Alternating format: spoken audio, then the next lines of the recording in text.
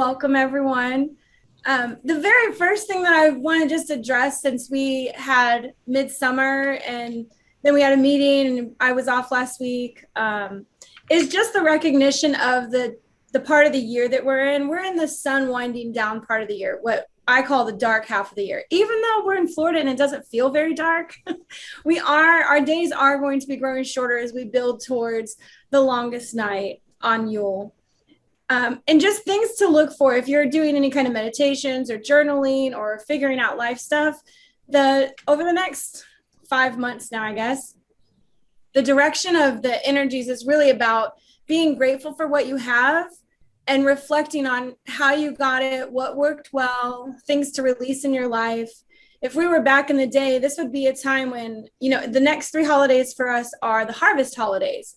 And that's when we're reaping all of that hard work that we've put in from the beginning. We were in that growing season and the emerging full bloom and now going towards harvest. And if we were farmers, you'd be looking at your crops of corn going, all right, what worked well? Was this a good field to put it in? If we switch that to something for modern times, I still try to grow some plants, but for modern times, it's if you were trying to cultivate new relationships, how did that work out? What worked well for you?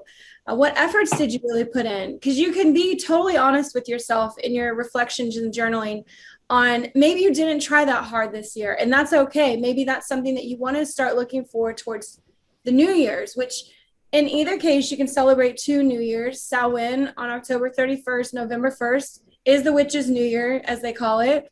But then it so closely coincides with America's New Year, the world's New Year of January 1st, that if you don't get to it right at October 31st, don't feel like you can't. It's just that from then on, the holidays repeat in the cycle. So it's wherever you want to come into in the cycle with the wheel of the year for the 8 holidays. But that's over the next few months. I'll probably be including a lot of reflection type points in our meetings, because this is when we want to see what we did well and how we want to grow for the next year coming. And just journaling for me is where I get that done. Meditation is how I come up with ideas or the thinkings or like connecting to that energy source.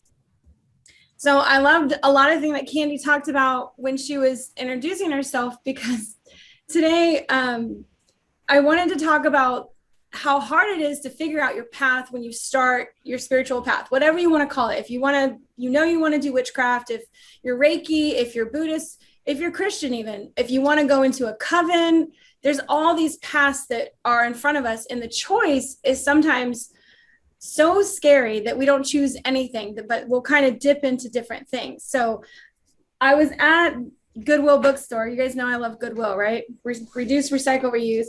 And I found this book that was it was humorous to me. You've probably heard of the series. They do a bunch of different stuff, but it was for Wicca and witchcraft. And I'm just like, I have to get that. It's not that it's comical, because that's bad. It's not. It's just, I haven't felt like I would get this. I would have got this 22 years ago. I haven't felt like that in so long. And I'm trying to do this for people at their newer paths. And I'm like, I've got to read this. I've got to reread it and think about where I was and how I started my stuff. So this meeting is about the things that I came up with inspiration from just the first chapter of that book, which has been revised several times. So it's not like it's not pertinent information for people. People are still searching for it. There are covens and people in the pagan community that still update it and work together. So I love that. Reading about the people who did it, I felt was really interesting, because they were at a path too, writing to authors back in the 90s going, oh, if I want to get started in witchcraft, how do I do this? And they had to send snail mail. I mean, they were sending each other letters. And now it's like, get on the internet, the metaphysical stores, the books that are available now. It's fantastic. Okay. It's a bit overwhelming. Okay. And that's the other thing. Yeah, we have all this information out there. And then, right, where do you start again? It's not like it makes it easier to have a plethora of information at your hands. But yeah. Okay. I'm going to try to read some of the stuff that I wrote tonight so that I can hit all the points that I mean to. So that's why I'm going to be looking down at my cards. All right. And this is not just for if you're getting started, but this is sometimes when we get lost down a path. Like we were trying to learn something and then it didn't go anywhere. And then you feel really jaded or like you lost the drive to learn something new. So this is also sort of a restarter. Here's something to influence you to restart in another direction. If the direction that you were going on something didn't work out for you, this is kind of the switching gears as well. And so I do want to address, since I am a solitary witch, that the best thing about being a solitary witch for me is that instead of listening to a coven's, I want to say prescription, but when you join a coven or any group, they usually want to train you in a certain way. You're going to learn things this way. Here's what we're going to teach you. We're going to do it by a book, the book, whatever they call it. But they've set out guidelines for you to try to make it easier or to bring you in attunement with their energy and their coven specifically.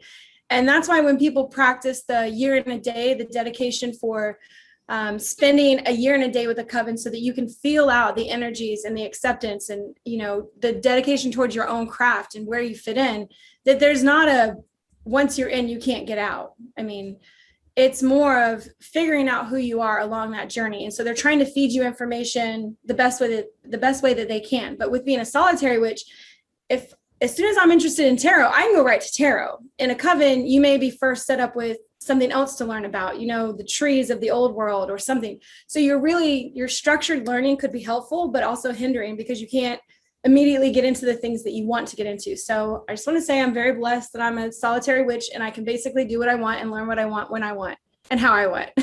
So for you guys getting out there and being alone also, I want to create this space for us to join together in some things, but I'm not going to tell you, learn this first, this first, this first, this first. There's things that are helpful to know, but dive into it all. I would just say journal so that you can remember it.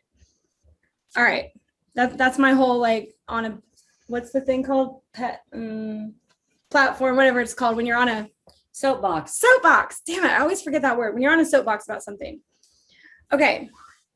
If you want to refocus and think about your path spiritually and how you want to practice or things you might want to do, the best thing to go back to is to remember like the common things that witches or pagan people believe, because this can help direct you in areas that you haven't familiarized yourself with, that you haven't looked into and learned more about. So I'm going to go over only a couple because there's probably more that we could all agree on or whatever, or at least variations of agreeing on. But these are 5 that are pretty, I want to say diehard beliefs that every pagan person that follows any kind of pagan religion, whether you're a witch, solitary witch, or in a coven, these are things we all believe. And hopefully you guys, if you don't know enough about it or whatever, you can start exploring it. But it's the do no harm. It's the threefold. So that's the energy that you put out coming back to you. It's living in harmony with nature. That is the core of being in a pagan religion, is that you're looking at your environment and you're trying to be one with it. You're not trying to fight against it, destroy it, or use it for your own benefit. The next big thing, which is the deep dive, is trying to control the forces that are within us. And this is what we would call the shadow work. All of our automatic responses and the things that we do in questioning why we do and why are we that way, and does it conflict with the first 3? You know, are we doing no harm to ourselves or others and living in harmony with nature? So then lastly it's the acknowledgement that we're all connected, and you can call it the universal energy, the one energy, Christ consciousness, God and goddess, whatever. Mother Nature. It's the energy that connects and unites us all. Tonight I'm just calling it the all energy because I didn't have another more broad name that I could think of. So when I say that, I usually call it the universe. So that's what all energy is to me. It's like the universe in everything. All right. So in getting back to trying to refocus your efforts, if you haven't explored the parts of yourself that are do no harm, the thing that people often forget about with do no harm is that it includes yourself and your own habits, the people that you keep around you, your internal thoughts and things you say to yourself, you know, the things that you say about other people. Like, because thoughts are energy, that it's harmful to even keep them in your mind as an automatic thought. So the judgment, you know, placing judgment on people, even when you don't mean to, because they say, oh, that's human nature to observe people and make assumptions and judgments. And you're right, it can keep us safe. If you are looking down a dark alley and you see a couple of figures hanging out by a trash can, I would make a judgment that that's probably not a good thing and I wouldn't go down there. But it's more so like people in their life situations that you see out and about that might be struggling, or, you know, and it's remembering that we're all just reflections or aspects of that all energy, that we all come from that same thing and we're just these aspects of it reflecting on itself. So I would ask you, since we are getting into that reflection time, what habits can you afford to lose? You know, there are ones that are harder to break, but what can you afford to get rid of in your life with habits? Negative self-talk, that would be negative thoughts as well, acknowledging them and letting them go, even understanding why you have them. Negative people in your life, even family members. I tell people that family can be some of the worst enemies you'll ever have, because you feel like you have to be with them because they're your blood, but you don't. You can choose your own family. Our world is big enough to where you're not stuck in a community that you rely on other people so much that you can't leave it. If you have abusive family members, and that could be emotional, verbal, I guess physical too, mental abuse, where they tell you you're not good enough for anything, stay away from those people, rid them from your life, you know, until you don't want to reward their bad behavior. I say that a lot. If you give people attention when they're doing bad things, you're rewarding their bad behavior. It gets them the attention they're seeking. So my favorite thing to do is to ignore people. Like, I'm not going to reward your bad behavior. All right. To the threefold, thinking about energy in threefold, this is probably one of my most favorite things to do when I feel down. Sometimes I go to the beach and I watch people litter. I watch them not care. I find cigarette butts out there and bottles and kids, you know, trash that kids leave because their parents aren't keeping up after them. And I get really disheartened by that. Or when I see fishermen, like, just totally not treating the fish with respect. I get that you caught him. You know, do you have to just like drop him on the rocks and let him fend for his life? Like, you know, there are just things that we can do that are better. So when I see it and I get mad and angry at humanity, and I want to be like, everybody, people are awful. And I've said this so many times in my life, that people are awful, and it's just not true. People are uneducated, or they're just not aware. So that's something that I've stopped in the last year. I don't say people are awful anymore, but I do say that they're unaware. I was going somewhere with that. The way that you can use threefold to change that mentality when bad stuff happens to you is to then do 3 acts of the thing that are the opposite of what you saw. So say I saw somebody throwing trash on the ground. I make sure that I go out and do 3 things that help the environment in some way. You know, I pick up trash. I make sure that all the recycling gets into the right bins at my house or something. But it's 3 more acts that acknowledge I still want the balance. I'm still seeking the balance, even though I'm watching it happen other places. It'll make me feel better rather than living with that, like, the little holes in my heart, watching other people destroy stuff. The same goes with like animals or homeless people on the side of the road. I don't think that I should probably give every single homeless person on the side of the road money, because I, you know, feel like I could run out, or just it's a bad habit. But if I know that I'm going to do it every 3rd time, or when I do it 3 times in a row and then wait a little bit, like I balance that out somehow with those energies for kindness.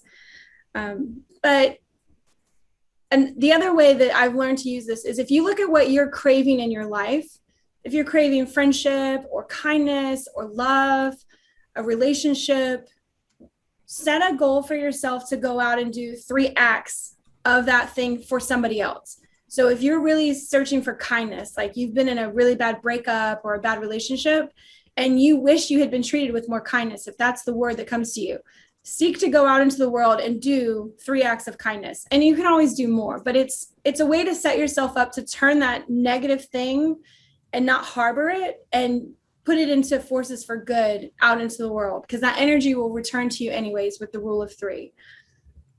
So the things that I wrote down were, a lot of people, it's love. You know, they want to feel love. They want the acknowledgement of love.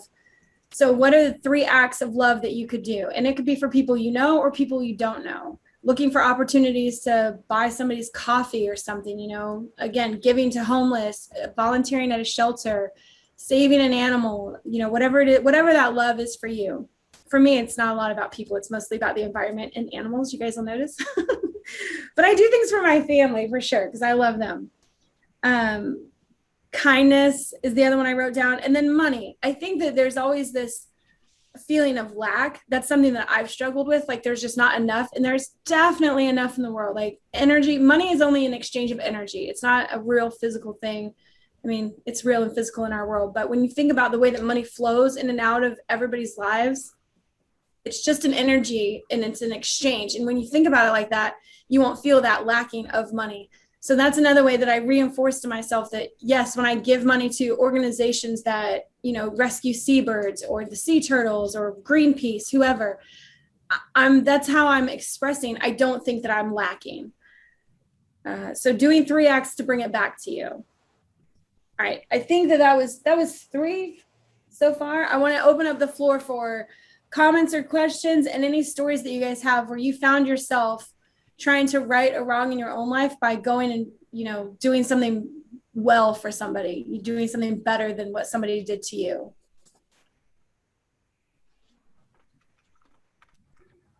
And it's okay if we don't have anything. I made some examples for myself. The beach trash thing, I don't visit Siesta anymore because of that. I had people pointing and laughing at me while I was picking up trash, and I wanted to go whoop their ass. And that negativity I didn't need in my life to want to fight people over trash. So I just stopped going there because I couldn't find happiness anymore there. So. Well, sometimes, so I've noticed I've done this, although I didn't realize that it was, you know, I don't know that I was thinking along these lines, but like, I find when I'm not feeling all that great, if I go out and I'm really friendly and smiling at people and find something to compliment them on, you know, if I do that and I get somebody to smile and I make them happy, like I get that joy just comes back to me immediately because I'm like, I really love your dress. That's so cute. They're like, oh, thank you. And then that reflects for whatever that energy comes back to me. And all of a sudden I feel better. And so, and it's such a little thing to make people smile or to be kind, to hold a door, to let them go when, you know, they're trying to get merged into traffic and things like that. Oh, the traffic. You know, just little small kindnesses that we often either forget or some people just, you know, they're too busy, they're not paying attention. But anyway, for me, that's a thing. I notice how it affects me and how good I feel when I get that reaction from them. So that's one of the things that came in came into my mind when you were talking about that. Oh, thank you. I have a question. Sure. So for me personally, I'm a giver. I like give all my energy away, so much so that many times I don't save enough for myself. Sure. Especially associated with my heart chakra. And so I don't I give a lot, but I don't receive as much as I give. And so how could I use the threefold to work? Because I know that I need to start saving more for myself. Yeah. So it would be 3 gifts to yourself. What can you do for yourself? Are you a pedicure person, manicure? Do you like your hair? Do you want to get yourself new clothes? It's something to treat yourself, whatever that means for you. And everybody's different. Mine would be alone time with myself, going to a park alone. That would be something I give myself because I know that I'm like you, I'm a giver. And I feel like I need to make sure that all of the people around me are taken care of, that my home is taken care of, my animals. So I feel the pull of my energy going to all these other things. But if I don't take time out for myself, I know that I'll get very drained and then nobody will get the best attention. So I've had times when I go to the beach every single morning and I meditate at the beach. And that was amazing. And I did that for maybe 3 months straight. And then I had a friend come in town who screwed a lot of that up. And it was like, she was a taker, take. And, you know, I have to having the healthy boundaries with from people. Everyone in the family. Oh, yes. So she reached out to my family. And she was a real energy suck. But it would be to give to yourself, you know, what is it that you need? So you spend time with yourself. That's what I would tell you, and do it and make 3 appointments for yourself. I actually it was silly, but I got to the point where I put in my calendar, Jamie's hour at the beach, Jamie's hour in the woods, you know, Jamie's hour outside in her garden. I have these little areas of my house that I want to give attention to, but I'm always like, oh, in the hierarchy of needs and priorities, that's way down here. You know, who does that really help? But if you don't put yourself first with that, you drain your energy out and then you're not good for yourself or anybody else. And the physical side of that is you open yourself up for disease, for stress, for cancers, for things attaching to you, you know, even just refocusing yourself and putting the white light around you for protection. Like I do that as many times as I can. I'm in my shower and I'm pretty safe in my shower, but that is where I always do a white light of protection around me, ending the day, starting the day, whatever it is. It's a place where I always know I'm taking out maybe 30 seconds to a minute to breathe and really concentrate on protecting my energies within myself, like, and that nothing will attach to me when I go out. That is my suggestion for you. Okay, that's really helpful. Great. Now, my sister's a Taurus, so her giving herself things would be go get her hair done, get her nails done, you know, so it depends on the person. That's why I say think for yourself what it means to give to you. Time, energy, love. Well, and I think I want to go back to, and I'm sorry, it was Rachel? Rachel. Yeah. Okay, so, and I think I'd like to circle back to the do no harm. So like do no harm to yourself. Mm-hmm. So if you're giving, you know, you might want to assess where you're giving, where you're doing all this giving and maybe pull back some. So because, you know, if you are sucking all of the energy out of yourself by giving it away to other people, there's an imbalance there. So Yeah. just like, okay, you know, I can only do, I can help people, but I have to space it out a little bit. Like I can't help everybody today. I can help 3 people today. And then I have other things that I have to attend to or something like that. So that do no harm, that just came in to my head about, you know, when we're talking about refocusing and remembering these basic witch tenets that we're talking about. And the do no harm is probably the most universal law ever, is the do no harm. And it does mean for yourself. With me and my husband, we have this thing called the favor tree. And so we have a tree in our heads of favors that we do for other people because we are the pleasers. We're the yes people. You need your dog watched? Yes. You need somebody to check on your house? Yes. You need. Can we have the party at your house? Sure.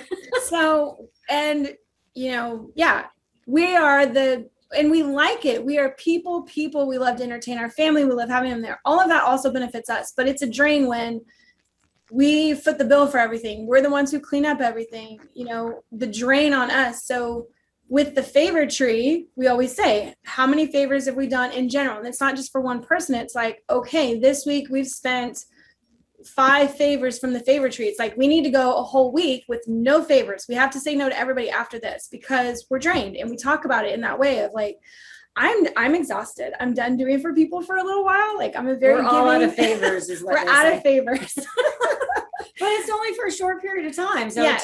until you recharge. Yeah. And that's what it is. It's a recharge time for us where we took a whole day and spent it in bed watching Game of Thrones. Now we've already seen the series through many times, but for us, it's like to watch it again and lay there and not have anybody else waiting for us to do something for them or depending on us for anything. It's just the 2 of us waiting on each other. It's like, can I do something nice for you, honey? You know, do you need a drink? Can I get you popcorn or whatever? But that's where we recharge. And then sometimes he doesn't feel good about it at the end of the day. He's like, we did nothing today. I was like, and it was wonderful. It was really great. You know, so how much you need of it is always up to you. But yeah, so if you have a tree and you do a lot of favors and you give yourself away, just set a limit. Look at what that is. How often do you get burned out because you're saying yes to everybody and taking care of their needs before your own? Okay. Any more comments or questions on the threefold or the do no harm? Because now next is living in harmony with nature. And I couldn't even write down all the ways that you can live in harmony with nature, but I wrote down like the top 4 for me. So everybody's idea of what it means to live in harmony with nature. You guys, you know, write this down for yourselves of ideas that you come up with. But for me, number 1, the first thing I started doing when I became a witch was like the 8 holidays. When I learned about the old festivals and how they celebrated the changing of seasons, that is what led me into, oh yeah, no, I'm definitely a witch then, because this is I like honoring nature in every way and the small changes and cycles that she goes through and all of the animals that go through that with her and how they struggle and prepare for it. And then the whole thing, I'm like, we are pampered now because we can get any kind of food or fruit or whatever we want all year round because it's shipped from all over the world. We don't really want for anything. We don't have to wait on watermelons or mangoes. Well, we live in Florida, so that's not really that great. But when I lived in other places, a watermelon was rare, you know? Getting fresh apples is rare. In order for an apple to actually go to fruit, it has to drop below 30 degrees. The tree has to drop below 30 degrees for a certain amount of days in order for the tree to even grow fruit. And it's like, we don't know things like that because they're available to us all the time. So living in harmony with nature is, for me, celebrating the 8 holidays. There's 4 big ones, but then there's 4 small ones. And it's an opportunity to party and hang out with people and talk about the changes in your life. So if nothing else, if you have a very busy schedule, 8 times a year, there's holidays that you guys can celebrate together with themes of renewal, reflection, abundance, growth. I mean, there's one with fairies. So you got a plethora of things that you can celebrate with the holidays. I'm not going to go through them all because that's like 5 meetings altogether. The other thing that I've been doing since I was a kid, my mom instilled this in me, is reduce, recycle, and reuse. I try not to let anything go to waste. And if it's something that I don't want anymore, I try to give it away to a thing. It's like the less that can end up in the, what's the trash place called? The dump. The less that can end up there, the better. Even sending food back out into the world. Like throwing food in a trash can makes no sense to me. Like either I used to just throw it all outside and then I started having a problem with raccoons breaking into my house and pooping in my pool and things like that. So I was like, well, okay. She had an army of raccoons, like a whole little army. Like one night, 8 of them showed up and I was not prepared for that at all. Luckily, yeah, I have 3 outside cats and they're not afraid. The raccoons are not afraid of the cats. Now squirrels and everything else are, so I didn't have that problem, but man, raccoons. So it was, how we dispose of our stuff. Give away as much as you can that's still useful, recycle what you can, and then send as little to the dump that you possibly can. Excuse me, Tank wants to go out. Pardon me. The puppers has to go outside. And then environmental cleanup. I don't know if you guys have ever participated in a local environmental cleanup thing. I think Facebook is probably the biggest proponent for people trying to organize that. I don't really get on Facebook much, but doing searches for them for the cleanups. I know that for us, we have a huge tourist industry here, which allows for a lot of cleanups. And because of our storms, it washes stuff away a lot, which end up in places, different bays and whatever. So I've done tons of cleanups doing that. You get a free t-shirt most of the time, but really it's about getting around other people who want to do this. And you see the hard work that they put in. And sometimes the stuff you find is just like, what? How old is this? When did this get thrown in these woods? And how long has it been floating in the ocean and then returned here? Like some of the stuff we found is kind of incredible. So I like the stories with that. And then lastly, it takes the least effort is setting up a donation for a foundation. I know in my area, we have the Venice Wildlife Foundation, which I give to. I also give them all my old blankets or towels or sheets because they need that all the time for the babies that come in there. I've donated to Greenpeace, which is just $15 a month.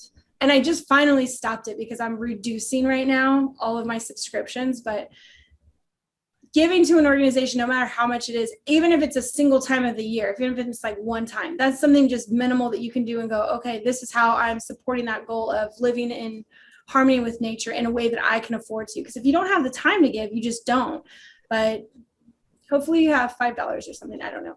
That it's just an idea. Again, find what feels good to you, and go with that. Okay. So the last one can get pretty big. That's why I saved it for last, but it is around shadow work. And it's controlling the forces within ourselves, which hits. Wait, you said acknowledgement, we're all one, is the 5th one. I did. Sorry. Uh-oh. I'm keeping notes. I'm trying to keep really good notes. I got her back on track, you guys. Wait, sorry about that. All right. Go, Tanky. Go on. Scooch. Oh, yeah, there's that one. So maybe you do. Oh, shoot. One. So I'm only on 4. Okay, no, we're only on 4. That's all. I thought that this was the last one. I'm making notes. She's keeping me on track. Keeping her on track. Okay, well, it's the next one, but it's not the last one. it's controlling the forces within ourselves. And that's why realizing we're all one, that helps you with going back up the list. Did we skip ahead? We did not skip ahead. Because only wrote down 4. No, I didn't. 1, 2, 3, 4, 5.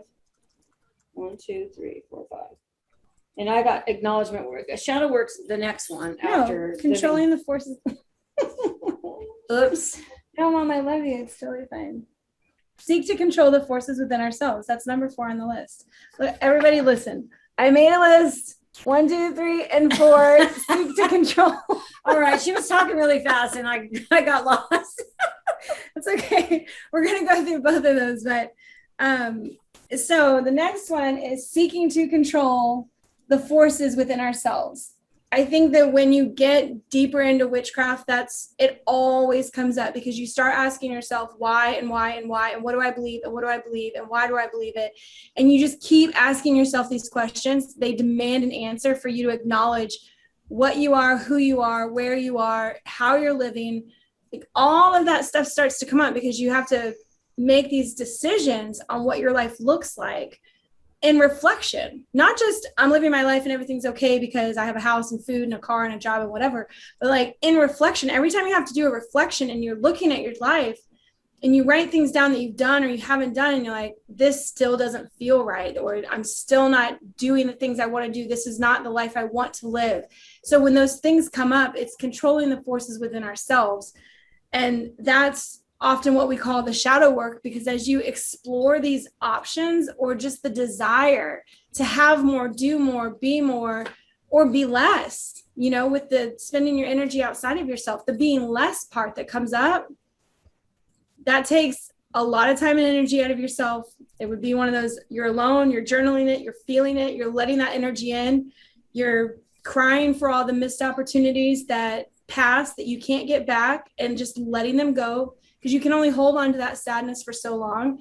And then looking towards what you can do, what you can have now. That's where this controlling the forces within ourselves. Do we live in the present? Are we living in the past? Are we looking at all of the missed opportunities or our regrets or the things that didn't work out? And are those the things that help us make the decisions that we make today? Is the reason why you walk into a store and you don't immediately look everybody in the eye and go, hi, hey, how are you today? Hey, how's it going? How are you?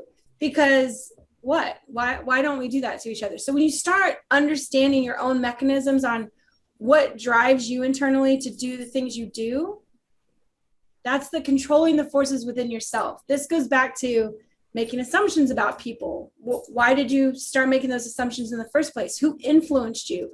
What was your influence on that? This is all about exposure and knowledge from every walk of life. So I have met people who have never left the city they were born in, and they're in their 40s. And that just scares the crap out of me, because I've traveled the world and I'm like, oh my gosh, I don't know how you think, because I don't know, to think would mean to grow and move and do more, but they've stayed put. So it's an assumption that I put on them of like, what? I want to ask them a million questions. That's what I really want to do. But I'm like, oh, all right. Well, instead, what drove me to want to travel, to leave, to grow, to do these things? What would have made me stay? And looking at their life as if it were my own, what would have made me stay in a town that I grew up in, that didn't have opportunity, where the same people, you can never date anybody new because everybody's already known and dated everybody else. Like, if you look at that and see yourself on why you're not in that situation. And then, so it's the reflection on both. I hope I'm making that clear. I know I'm talking just a lot, going back and forth, but the duality. All right. If we go back to energy and duality, that you've got either a negative or a positive always spinning together, or goddess and God together, always exchanging their energies and information on what they bring to the table in that rotation. For all the people that stay in their small towns, there's going to be the people who leave and go out into the world to create great changes. The people in the small towns make small changes to an environment that do what? Like, who can they affect? How can they affect them? What is their role to play there? And are they satisfied with it? But it's going through the motions of deciding who you are and who you're not. And then you break up with all the things that you're not. Even if you're doing them, you got to break up with all those parts of yourself. You're like, oh, no, you don't serve me anymore. And go forward with the parts of yourself that are either undiscovered or that you still want. And that's the energy part of it. Candy, you got a question? I have a question. I'm just asking because I'm not sure. Mm-hmm. When you're and I'm asking for a reason. When you're recording this, where is it going? Oh, I send it out all over the web, everywhere. Just kidding. No, we record it because we're hoping to do a YouTube channel that only our members can access. It's an unlisted video. It's going nowhere right now. My answer is nowhere. Well, I'm not criticizing you, but I'm just saying I'm very apprehensive of saying anything that's going to go out there. Oh, that's why I'm asking you. Your face wouldn't be shown, and it's if you don't want to mention it until after we stop recording. So once I get through the cards. Yeah, that's all I'm saying. You're just recording parts of it. Yeah. Well, that's not fine. Your face. Yeah. So your face is blurred, and then it's more information. No, I just want to know the rules. I'm just asking for rules. So we're recording now, but sometimes we're not recording. I stop recording when we get into the like just the regular Q&A where people want to bring in open more discussion. Yeah, the open discussion. That's okay, thank you. I just wanted to clarify. I'm just asking for clarification. Okay. I'm just asking for clarification. Yeah, it's a problem. And it's not going anywhere. There's nothing uploaded. No, I know that, but I'm just saying I will talk, but I will follow the rules of etiquette while we're recording, stick to what we're doing. And then if it's question and answer, then we'll not record, then we can do other things. Thank you. Yeah, absolutely. Okay. I hope that the controlling the forces part, the forces within ourselves, isn't too confusing. It is such a huge thing.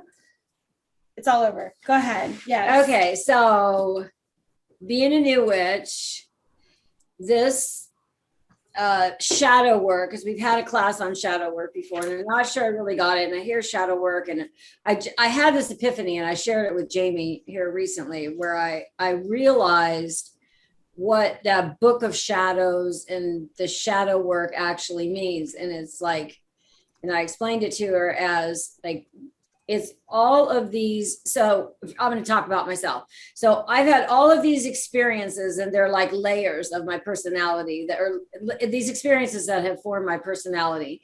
And some of them are good, but a lot of them unfortunately are bad, because as humans, I think we tend to focus on that more so than on the good stuff. But we remember all these different layers and their experiences and things that happened to me that made me who I am today, and that made me who I've been for a while, because we're all formed by about the time, our personalities are formed by the time we're about 35. So I envision my book of shadows as writing down these experiences that I know affect how I interact with people. Like I have a wall, a long time ago, I put this wall up around me, and like, I don't want to be vulnerable with people, because people like screw you over, and I was like, F them. So anyway, what I envisioned was just like peeling back these layers of these experiences and letting them go, so that I could be, who I think there's this person inside of me. If you read my horoscope and my natal chart, it's like, I'm like this bubbly, outgoing person that everybody likes, and I have all these friends. I'm like, who is that girl? I want to be that girl, because she sounds really fun. And I don't feel like I'm that girl. I feel like I'm super guarded. And so anyway, so back to like the book of shadows, or the shadow work that you do. Yeah. It's like all of these things that have happened to you that affect the way that you interact with people and the way that you see things. And I guess that's, is that a good way to describe it? And can you guys relate to that in your own experience, if you've done shadow work, if you're keeping a journal? So this is where that whole journaling stuff becomes really, really important. The journaling is recording it becomes important so that you can reflect. Any form that you can do to help you reflect and look back later. If you've ever kept a journal and then found it several years later and looked at it, you're like, holy crap, I remember that person, because you've changed over time. The things that you've gone through, the hurts become less painful or whatever. You've had new joyous experiences, whatever it is. But it's keeping track of that and going through it that really makes a difference for your growth. So yeah, I mean, for what Kat says on the peeling back the layers of your experiences to find out what's underneath, that would be the shadow work. And it's the part of that that's understanding the forces that drive you or don't drive you. Like what drives her wall? If she really wanted to get to the root of that, that's when she would start labeling, or not labeling, but recounting her experiences where the wall was helpful. So what are the behaviors that reinforce that and told her this is a good thing for you to have because you didn't get hurt? Or when she dropped her wall and she did get hurt, here's why you should have had your wall. And it's those reinforcing behaviors or thoughts that we make for ourselves that do that. Or what opportunities have I missed out on because I've had this wall up? You know, what could I be today if I hadn't like built this wall and went around with this, you know, resting bitch face my whole life, like when people are afraid to approach me. And because that's how, you know, I've had friends, and this is, you know, when I was younger, they would say, when I saw you, I thought you were the biggest bitch ever. And I never opened my mouth. I didn't say a word, but that was it. It was on my face. I was like, don't come near me. I don't trust you. So it was written all over me. I just didn't realize it. So I have a lot of work to do. She's made incredible changes over the last year. But it was, you got to imagine that even with energy work, people feel that. Like when we were in that class, that's one of the things Jolene talked about with us, that it's like you can feel the people around you when you're aware of energies. You walk into a room and you can feel that. So they could feel that, if not just sense it from your face, but you put off that energy because you're like, stay the F away from me. I don't want to, like, I'm protected. You can't come closer, you know? Yeah. So you don't even have to necessarily have the resting bitch face, but if you put off the energy where you're like, nope, I'm not super friendly, I'm not nice open. To you. Yeah. It's like the pleasantries, and then that's it. Yeah. Real conversation's not allowed to happen. Yeah. Okay. Well, then what was the last thing? Well, is it acknowledging we're all one? Yeah. Okay. It's acknowledging that we're all one, and that if Sarah and I were to sit down and have a conversation over several hours, we would find so many things similar in our lives. If James and I sat down, it would be the same thing. Candy, Laura, I already know, I've sat with you for a while and talked, but there are these things about us that we're all so connected and have these similarities, which is that amazing web that brings us all back to each other so that we can actually never disconnect while we're here. That energy that flows through all of us is making the connections happen to where we are running into one another. We're bringing this back full circle. So I challenge you guys to, you know, the next time you're on a plane and there's a stranger sitting next to you, I bet if you have a conversation with him, you will figure out, what do they call that? Like 6 degrees of separation type thing. But there is something that always connects us all. And you can look at it physically, whereas we've lived in the same city, we, you know, somebody has the same names, whatever that is, but it's because that energy never breaks, flowing from one person to the next and just continuing to try to bring us together in a higher consciousness. That's what I think of it as. It's always trying to bring us into this higher conscious level. So the words that come to mind are synchronicities and coincidences. You know, coincidences, we don't use that word anymore. We laugh. We're like, oh, it's such a coincidence. Like the universe isn't trying to push us to do something or, you know, bring something in our path. But the synchronicities that happen are when Candy first started talking on the meetup and she started saying stuff, I'm like, oh, that's like literally things from my notes today. And a couple weeks ago when I did the Reiki, first time ever, we had a Reiki master that came onto the call. I was like, what? How? So the synchronicities that can happen with some of this stuff, I'm like, okay, the universe is either pushing me, calling to me, whatever it is, but I'm listening and I'll make notes, or they'll be pushed, or something's pulling them towards that. And it's like those energies that where you have those synchronicities, and like, I still love that. I think that those things tickle me the most throughout the day is I'll hear a word or something like that. Something will happen. And then that same thing, like 4 other instances will happen at the same time. You brought up the 222 thing. And now I keep seeing 222, you know, it's the bringing it into the full circle. I always call it the full circle. Like it starts somewhere and you don't know where it's going to end, but it brings people together. So that's it. That one's it's not complicated at all. We're all connected in aspects of the one. That's my final thought on that. Oh, the way that it connects is with the energy.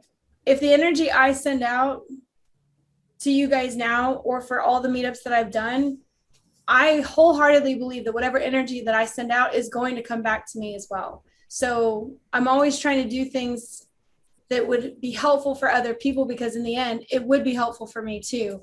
It's never that for my gain and nobody else's gain. You know, it's like, no. I do believe the more people that I can help, the more help that will be brought to me through my guides or spirit people or whatever. But well, and I think full that that's circle. also like the ripple effect. So The ripple effect, when, yeah. you know, Yeah. when you're helping people and then that goes out and it keeps just going out and out and out and out Yes. to more people. So, anyway,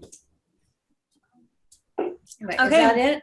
That is all my note cards, and it is 7:02. So I am going to stop the recording, and then anybody who wants to talk about anything else, just the floor will be open. I see that I have 19 chats, but because I'm using my husband's laptop, I don't know how to see them at the same time that I'm. I was typing notes for you.